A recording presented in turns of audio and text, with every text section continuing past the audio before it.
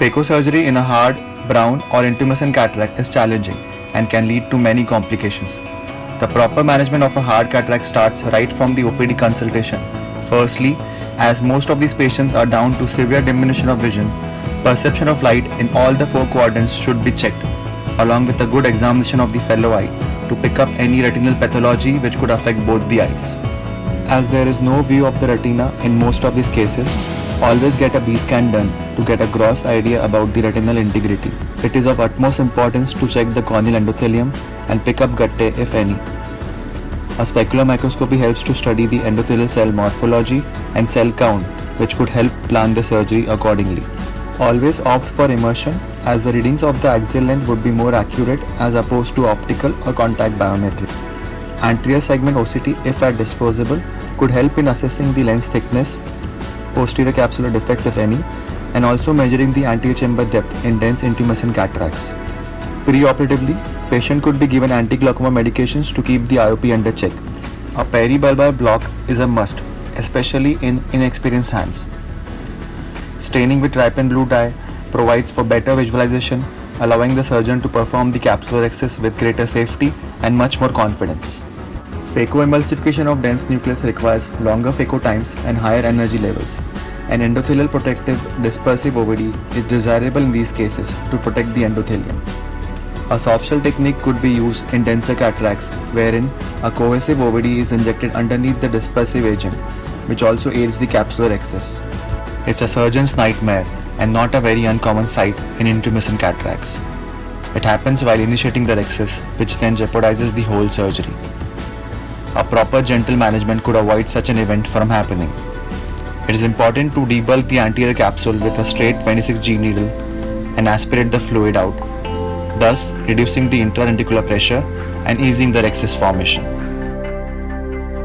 Anterior capsular calcification and subcapsular plaques are often associated with hard cataracts, which pose a challenge to complete the excess. Microscissors or vitrectomy probe could be used to complete the excess here. Various devices are available for excess making. One such device is radiofrequency endodiathermy. The capsule is cut and coagulated by high temperature at the tip of the instrument, produced by a modulated high frequency current. It reduces the risk of radial tears which might happen with an attempted CCC in such cases. Another such device is Zeptor Excess device, which has silicone suction cup with nitinol capsulotomy ring. As the suction is applied, the water molecules between the capsule and the ring are vaporized, and this creates capsulotomy with the energy pulses which are delivered. Rhexis runaways could also be prevented by making a spiral rhexis, wherein a small rhexis is made first, followed by enlargement of the rhexis in a spiral manner and completing it all around. In spite of all the precautions, in case if one still has a rhexis runaway or Argentina flag sign, the fear of posterior extension of the tear grips the surgeon. Dr. Rohit Om Prakash came up with the flap motility sign to give idea about the extension of the tear. The peripherally extended tears, which are everted and fluttering, are the pre-equatorial tears, while anterior capsular tears that are inverted and non-fluttering do have a posterior capsule extension.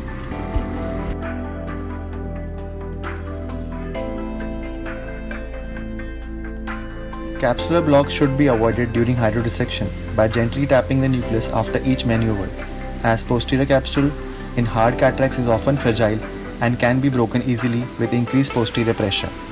Very often hard cataracts present with zonular weakness which is picked up on the table. In these cases, capsular tension ring can be used after hydrodissection, that is, before starting the phacoemulsification or after the partial nucleus removal or after completion of the phacoemulsification. The technique of management of hard cataracts relies on surgeon's comfort.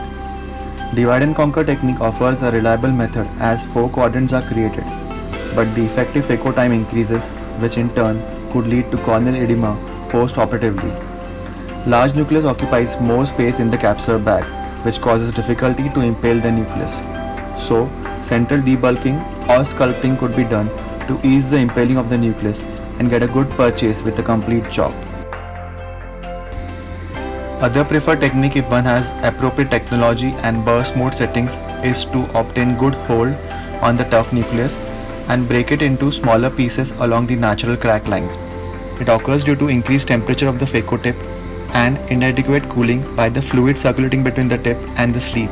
Blocked phaco tip can further aggravate it. Femtosecond laser is also an option in such dense cataracts, which easily breaks the hard nucleus into smaller pieces and reduces the effective phaco time and the energy used. Using the right chopper for the particular technique helps. Posterior capsule rupture, if it happens, first thing is to not panic and fill the anterior chamber and bag with OVD generously. Complete the remainder of the phacoemulsification under lower settings, do a thorough vitrectomy and inject the 3-piece IOL in sulcus. If larger pieces are left, a 3-piece IOL could be injected to act as a scaffolding, followed by which the phacoemulsification is completed. To sum it up, despite these helpful devices and strategies, individual surgeons must assess their personal limits and work towards getting a transition from a steamy cornea to a clearer one.